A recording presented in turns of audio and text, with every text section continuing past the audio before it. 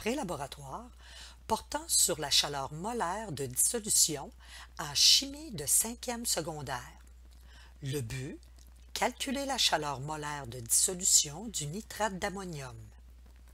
Il n'y a pas d'hypothèse à formuler. La théorie est à compléter. Il y a 3 définitions à compléter, 4 connaissances, 2 formules. Il faut écrire la définition des variables et les unités.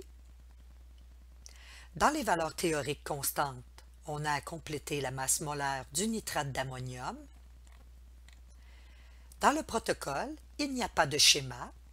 Le matériel est à compléter. Dans la manipulation, il y a des étapes à compléter.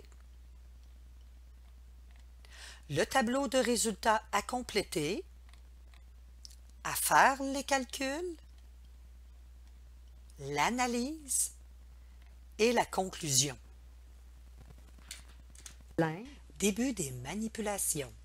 Mesurer 100 ml d'eau à l'aide d'un cylindre gradué de 100 ml. Le plus petit intervalle du cylindre de 100 ml a une valeur de 1 ml. On va déterminer la masse du 100 ml d'eau à l'aide de la méthode. Pour faire la tare, on fait la mise à zéro de la balance électronique, on verse 100 ml d'eau dans le calorimètre, on peut lire une masse de 100,43 g, on ferme délicatement le calorimètre à l'aide du couvercle, on introduit le thermomètre afin de mesurer la température initiale de l'eau. Le plus petit intervalle du thermomètre a une valeur de 1 degré Celsius. La température initiale de l'eau correspond à 21 degrés Celsius. On mesure 8 g de nitrate d'ammonium à l'aide de la balance. On a placé la nacelle de pesée sur le plateau de la balance. Nous avons fait la mise à zéro. On ajoute le nitrate d'ammonium. Nous avons une masse de 8 g.